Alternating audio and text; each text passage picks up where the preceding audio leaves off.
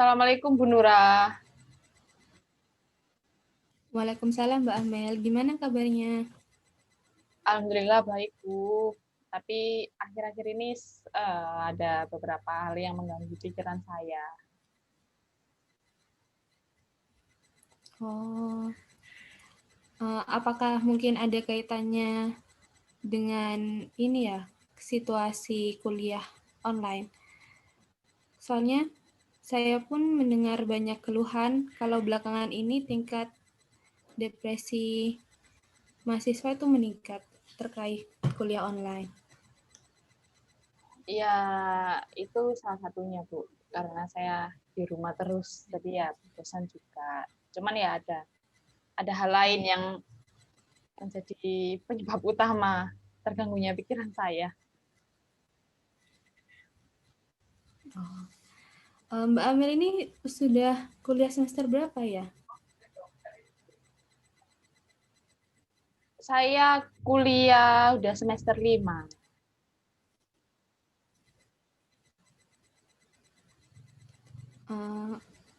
Mohon diulangi Mbak Amel karena Oh, ya. gangguan sinyal.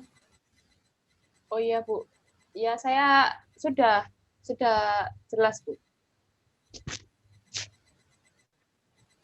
Oh, semester 5 ya tadi. Iya. Jadi bagaimana progres di semester 5 ini? Apakah semakin sulitkah dikarenakan kondisi seperti ini? Ya, Atau bagaimana? ya sulitnya ya karena online ini ya, Bu ya. Jadi kan banyak kendala. Ya, kendala sinyal. Terus belum lagi nggak semua materi yang disampaikan melalui online ini bisa tertangkap dengan baik gitu loh, Bu, kalau saya.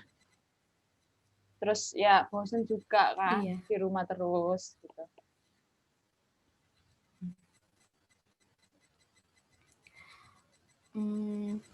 Kalau begitu, apakah kita sudah bisa mulai proses konseling ini, Mbak Mel? Oh iya, bisa, Bu. Bisa. Ya. Sebelumnya, saya minta Mbak Amel untuk menyiapkan selembar kertas dan bolpen ya. Oh gitu. Iya, Bu. Ya, sudah, Bu. Sudah? Ya, Sudah disiapkan? sudah. Ya, baik. Sebelum mulai proses konseling ini, apakah Mbak Amel sebelumnya sudah memahami mengenai proses konseling, Belum. tujuannya, pelaksanaannya? Belum, Bu. Kalau begitu, pertama-tama saya akan jelaskan dulu ya Mbak Amel. Ya. Ya. Terkait proses konseling ini bertujuan untuk mengatasi permasalahan yang sedang dialami oleh konseli, yakni Mbak Amel, dengan cara saya sebagai konselor membantu Mbak Amel dalam menentukan pilihan-pilihan untuk menyelesaikan masalah. Nah, proses konseling ini keberhasilannya itu bergantung pada diri Mbak Amel. Jadi di sini saya hanya bisa mengarahkan seperti itu. Untuk dalam proses konseling ini terdapat asas-asas tertentu yang harus dipatuhi baik oleh saya sebagai konselor maupun Mbak Amel sebagai konseli. Asas tersebut ialah asas kerahasiaan yang meliputi bahwasanya dalam proses konseling ini rahasia dalam proses konseling ini akan terjaga. Dan kemudian asas keterbukaan di mana Mbak Amel diminta bersikap terbuka dalam proses konseling ini tanpa ada hal yang ditutup-tutupi. Kemudian asas kesukarelaan, yakni Mbak Amel datang untuk mengikuti proses konseling ini dengan bersikap sukarela tanpa ada paksaan apapun. Dan ada beberapa asas lain dalam proses konseling ini. Kemudian untuk kontraknya sendiri, tadi selain asas yang sudah disebutkan tadi, terkait durasi dalam pelaksanaan konseling ini berlangsung kurang lebih selama 30-40 menit. Mungkin ada yang kurang jelas, Bu Amel? Bisa ditanyakan? Sudah cukup jelas, Bu. Sudah jelas. Baik, kalau begitu. Selanjutnya, untuk proses konseling ini, baik saya maupun Mbak Amel akan membuat catatan-catatan terkait bagaimana progres proses konseling ini. Tadi yang seperti sudah saya ucapkan di awal pertemuan, meminta Mbak Amel menyiapkan kertas dan bolpen. Begitupun saya juga akan mencatat terkait kegiatan hari ini.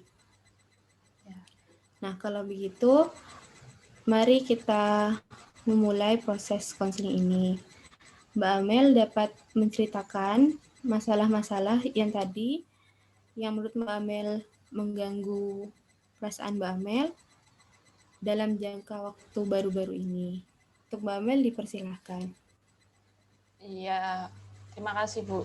Jadi saya mau menceritakan tentang hal-hal yang mengganggu perasaan saya. Iya. Nah, itu sebenarnya awalnya karena saya dimintai tolong sama orang tua saya. Dan waktu itu memang hal yang dimintai tolong sama orang tua saya itu saya memang nggak bisa, Bu. Jadi orang tua saya meminta saya untuk membantu mengoperasikan suatu aplikasi atau gimana gitu. Nah, memang di situ saya nggak bisa. Memang benar-benar nggak bisa. Terus saya jelaskan kepada orang tua saya bahwa saya nggak bisa. Terus tiba-tiba orang tua saya bilang kalau ya masa gitu aja nggak bisa, harusnya bisa dong, kamu kan lebih muda daripada saya gitu. Ya untuk yang pertama kali, cuman ya saya masih oke lah, masih bisa terima ya, ya udahlah gitu. Nah setelah itu ada waktu itu saya ngerjakan tugas. Waktu itu saya ngerjakan tugas. Nah, kebetulan tugasnya itu saya bikin video, kayak ngedit video gitu. Nah, saya ngerjakan terus kebetulan saya juga kurang bisa gitu, kurang ahli kalau ngedit video gitu, Bu. Nah, jadi saya waktu ngerjakan itu kayak sambil ngeluh gitu, kayak mengeluh. Duh, susah banget sih susah banget sih ngedit video, pokoknya intinya saya ngeluh gitu, saya ucapkan gitu maksudnya. Nah terus ya mungkin terdengar oleh orang tua saya, dan orang tua saya tuh tiba-tiba kayak nyeletuk gitu, Bu, kayak ya kan emang kamu nggak bisa apa-apa, saya gitu aja nggak bisa gitu, pokoknya ya yang sampai saat itu terpikir sampai benar-benar nggak bisa saya terlupakan adalah kamu benar-benar nggak bisa. Nah itu sejak saat itu saya mikir lagi ke diri saya, kok emang iya ya saya nggak bisa gitu. Terus kayak ya seakan-akan orang tua saya tuh membicarakan hal yang benar, karena memang saya nggak bisa melakukan banyak hal gitu loh, Bu. Jadi ya saya pikir ya orang tua saya ada benarnya kalau memang saya tuh nggak bisa apa-apa gitu, Bu.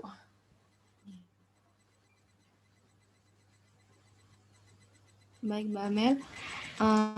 Selain dua situasi tadi, apakah ada situasi lain yang mengganggu Mbak Amel belakangan ini?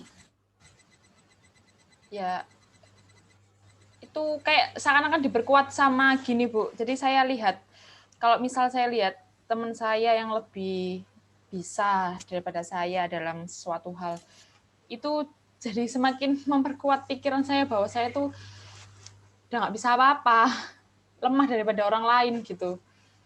Jadi ya itu kayak gitu.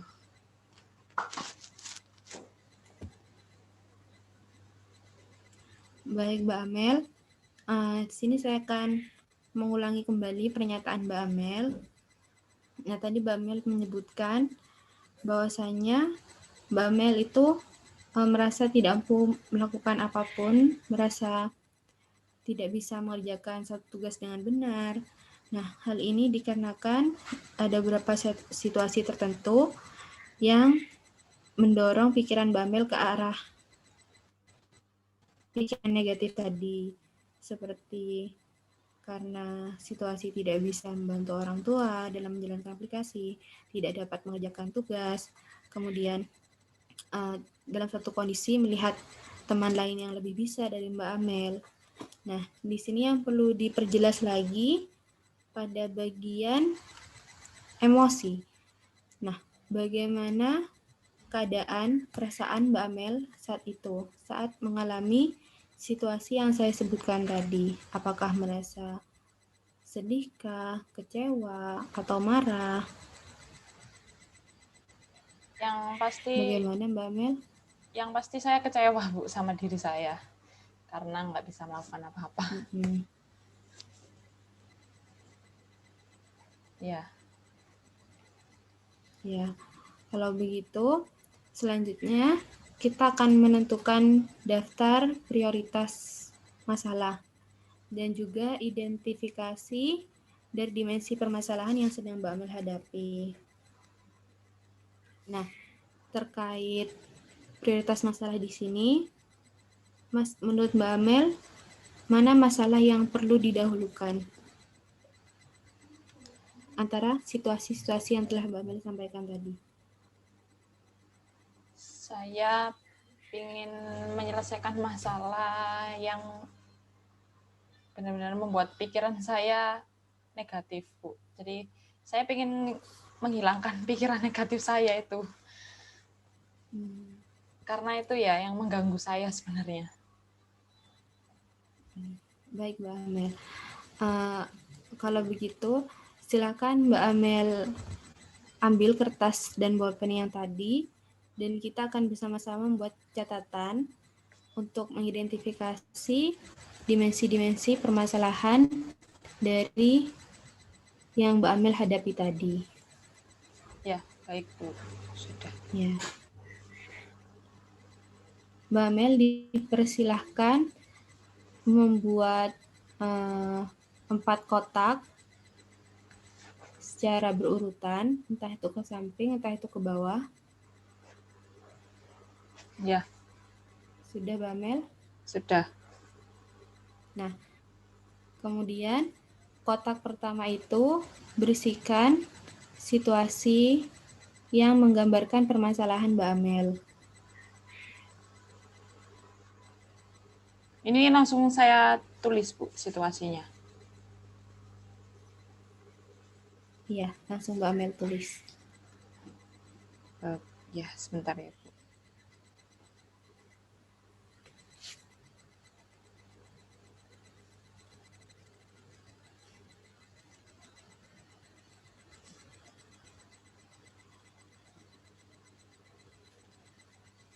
Ya, sudah, Bu. Ya. Kemudian Mbak Amel tarik garis ke kotak selanjutnya. Ya. Situasi. Kemudian hal ini mengarahkan pada kognitif. Situasi ini menggambarkan kognitif Mbak Amel, keadaan kognitif Mbak Amel. Jadi, bisa Mbak Amel bacakan situasi yang Mbak Amel tulis tadi? Ya, saya situasinya ketika saya dimintai tolong oleh seseorang, tapi saya tidak bisa dan orang tersebut mengatakan bahwa saya ini tidak bisa apa-apa. Nah, situasi tersebut menggambarkan bahwa keadaan kognitif Mbak Amel memiliki pikiran bahwasanya Mbak Amel tidak kompeten dalam mengerjakan sesuatu. Apakah hal itu benar, Mbak Amel? Ya, benar, Bu. Kalau begitu silahkan ditulis.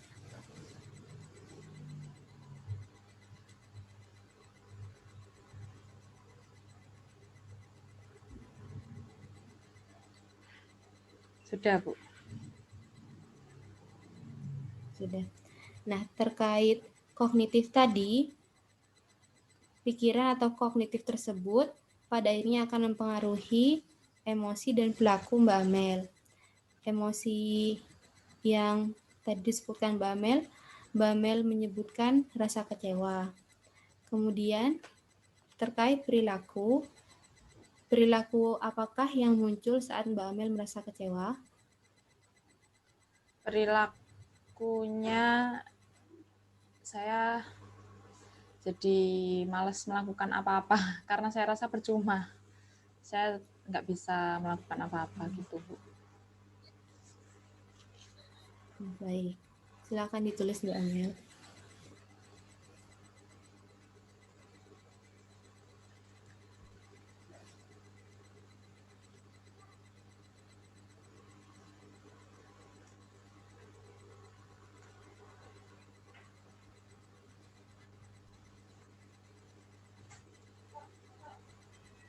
Ya, sudah, Bu.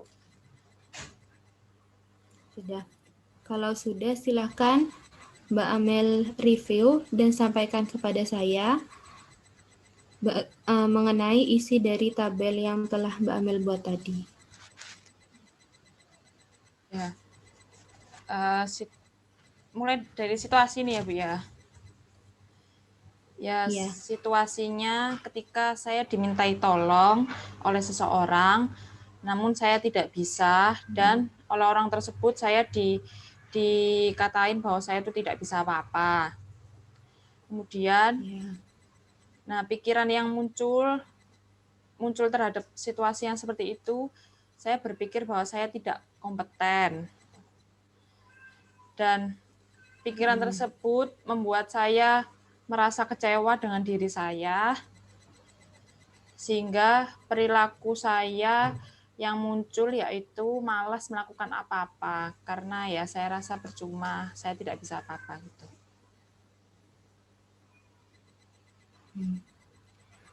Kalau begitu, saya akan refleksikan kembali dari tulisan Mbak Amel tadi ya. Jadi, di situasi Mbak Amel saat tidak bisa membantu orang tua dalam melakukan suatu hal atau mengerjakan suatu aplikasi.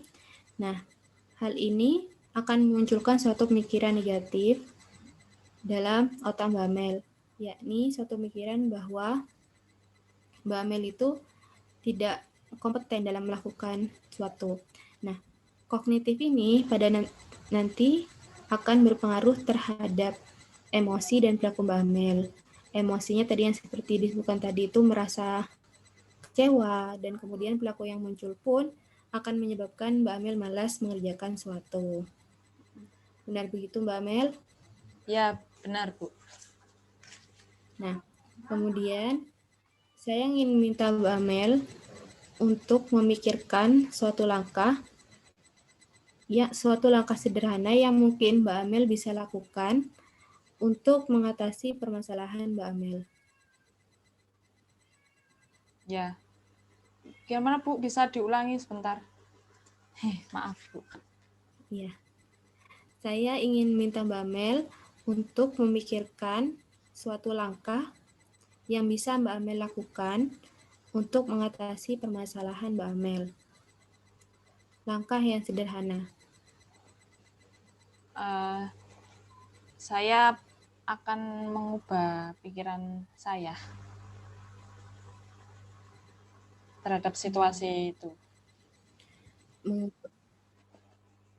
Ya. Pikiran bagaimana yang ingin Mbak Amel ubah? Dan ingin diubah menjadi pikiran yang seperti apa? Pikiran bahwa saya tidak kompeten, saya tidak mampu melakukan apa-apa. Ya saya ingin merubah ke pikiran yang lebih ke memahami diri gitu loh Bu, bahwa memang setiap orang itu bahwa saya tuh memang ya bisa melakukan lain hal selain yang tidak bisa saya lakukan. Jadi saya ingin menghilangkan pikiran yang menganggap bahwa saya itu tidak kompeten. Nah, hal-hal yang Mbak Amel sampaikan tadi tentang apa yang ingin Mbak Amel ubah, hal tersebut merupakan tujuan konseling yang akan kita capai pada pertemuan ini, yakni tercapainya pikiran yang positif untuk menggantikan pikiran negatif yang sedang Mbak Amel hadapi. Apakah Mbak Amel setuju? Ya, setuju, Bu. Nah, untuk mencapai tujuan ini, berdasarkan identifikasi permasalahan yang telah Mbak Amel sampaikan tadi, salah satu strategi yang bisa kita gunakan ialah strategi cognitive restructuring. Nah, sebelumnya, apakah Mbak Amel sudah tahu apa itu cognitive restructuring? Belum, Bu. Baru pertama kali ini. Kalau begitu, saya akan menjelaskan mengenai apa itu strategi rasional, apa itu strategi kognitif restruktursional. Nah, di sini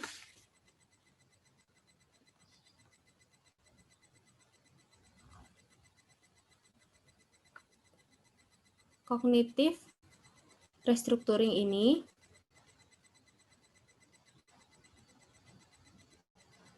mohon Mbak Amel, saya akan ulangi lagi karena terkendala gangguan sinyal. Ya, Bu.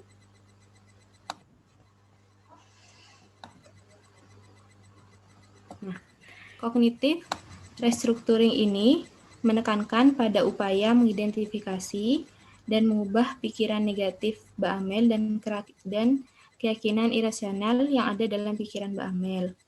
Nah, asumsi dasar kognitif restructuring ialah emosi negatif dan perilaku maladaptif seperti malas melakukan sesuatu yang Mbak Amel sampaikan tadi, itu dipengaruhi oleh pikiran dan keyakinan konseli atau dalam hal ini kognitif, yakni merasa tidak kompeten.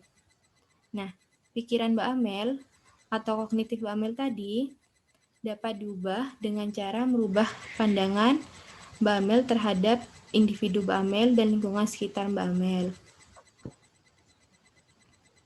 Ya. Nah, langkah-langkah dalam pelaksanaan strategi restructuring ini berupa yang pertama rasional, kemudian identifikasi kognisi, pengenalan dan latihan coping thoughts, peralihan pikiran, positif self-statement, dan yang terakhir tugas rumah. Nah, langkah-langkah ini akan merupakan langkah-langkah atau tahapan yang selanjutnya akan kita laksanakan. Kemudian, mari kita melanjutkan ke tahapan identifikasi kognisi. Seperti yang Mbak Amel jelaskan tadi, pikiran negatif Mbak Amel yang telah teridentifikasi yaitu Mbak Amel merasa tidak kompeten untuk melakukan atau mengerjakan suatu hal. Apakah itu benar, Mbak Amel? Iya, benar, Bu. Nah,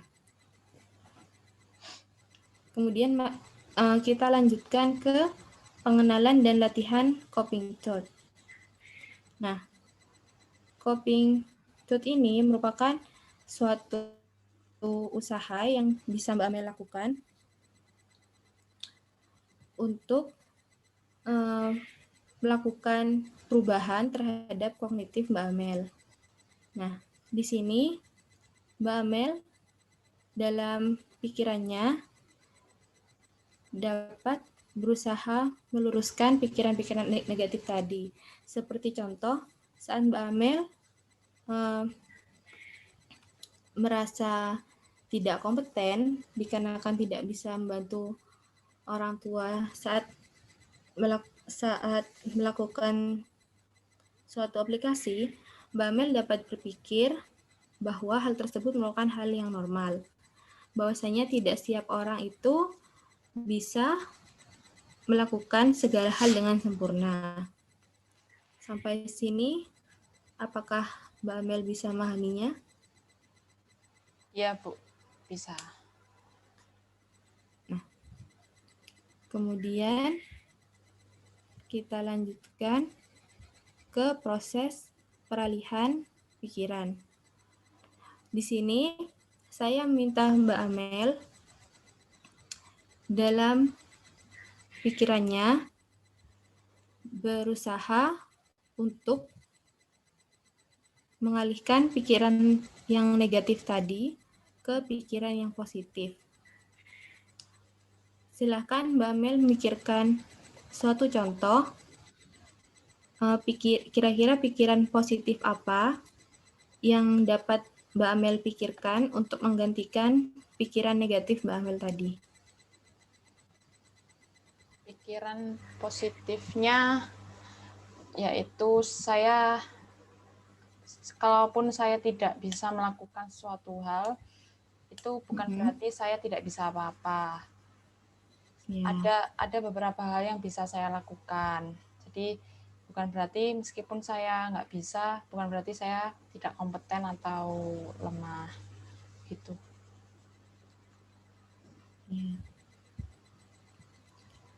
Jadi seperti yang disampaikan Mbak Amel tadi, pikiran positif yang bisa Mbak Amel gunakan untuk menggantikan pikiran negatif dari tidak kompeten adalah saya memiliki kompetensi di bidang yang lain. Nah, bisa Mbak Amel pahami?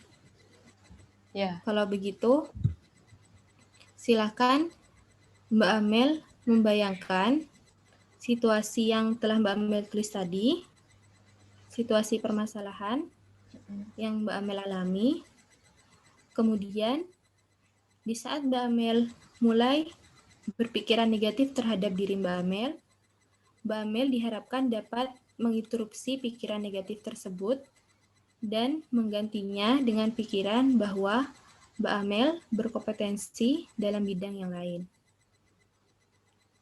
Ya, ini saya gimana Bu? Saya praktekkan atau?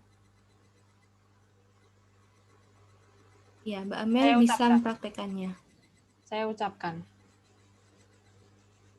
Iya. Ya. Jadi ketika ada seseorang yang meminta bantuan saya dan saya tidak bisa, saya akan berpikir bahwa ya memang saya tidak bisa melakukan itu. Jadi itu hal yang tidak apa-apa. Hanya saya perlu memberitahu orang itu kalau memang saya tidak bisa. Dan saya tidak akan memaksakan diri. Baik Mbak Amel. Nah, kemudian kita lanjutkan ke langkah positif self-statement. Nah, di langkah ini, di saat Mbak Amel sudah berhasil menggantikan pikiran negatif Mbak Amel dengan pikiran positif, Mbak Amel dapat memberikan beberapa pernyataan positif untuk mengapresiasi diri Mbak Amel. Nah, seperti contoh, di saat Mbak Amel sudah mengganti pikiran negatif tidak kompeten tadi dengan pikiran positif bahwasanya Mbak Amel berkompetensi di bidang yang lain, Mbak Amel dapat mengatakan pada diri Mbak Amel bahwa saya bisa melakukan hal yang lain, saya bisa menemukan kompetensi diri saya di bidang yang lain, dan saya hebat karena bisa melakukan yang lain. Seperti itu Mbak Amel. Silakan Mbak Amel pikirkan suatu contoh positif self-statement yang lain yang bisa Mbak Amel gunakan untuk mengapresiasi diri sendiri. Ya, contohnya saya bisa melakukan hal yang lain dan itu adalah hal yang baik untuk diri saya, dan jika saya tidak bisa melakukan sesuatu hal itu juga hal yang wajar dan saya tidak perlu untuk merasa kecewa akan hal itu.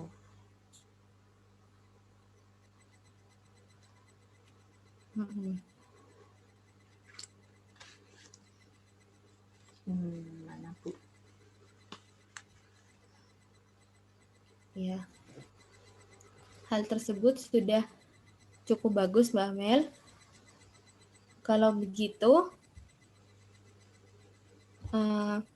untuk yang terakhir, kita akan membuat rangkuman mengenai pertemuan kita hari ini.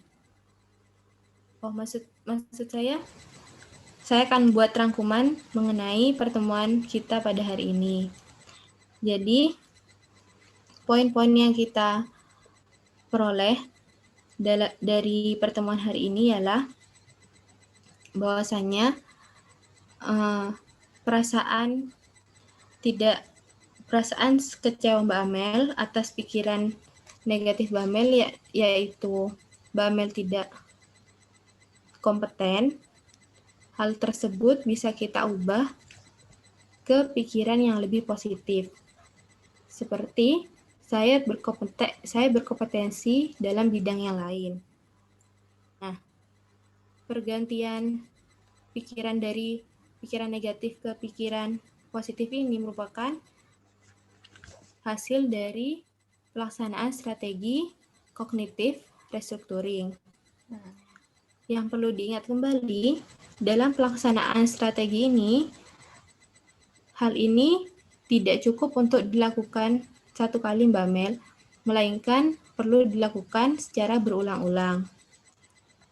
Nah, oleh karena itu, saya ingin bahwasanya Mbak Mel setelah pertemuan kita kali ini berakhir, Mbak Mel tidak lupa untuk mempraktekkan strategi ini di luar pertemuan. Dalam jangka waktu kurang lebih seminggu, nanti kita akan melihat bagaimana progres perkembangan peralihan pikiran Mbak Amel dari arah yang negatif ke arah yang positif. Apakah hal ini berhasil atau tidak? Apakah Mbak Amel bisa melaksanakan tugas rumah ini? Bisa, Bu. Bisa. Nah, baiklah kalau begitu.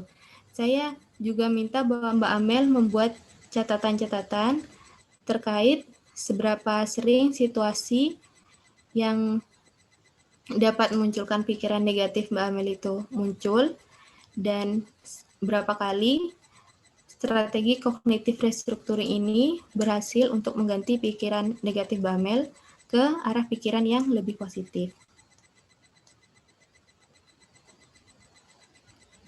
Ya, Bu. Siap. Kalau begitu, apakah pertemuan hari ini bisa diakhiri, Mbak Amel? Bisa. Atau ada yang perlu ditanyakan kembali? Sudah jelas. Nanti kalau ada setelah pertemuan selanjutnya aja, Bu.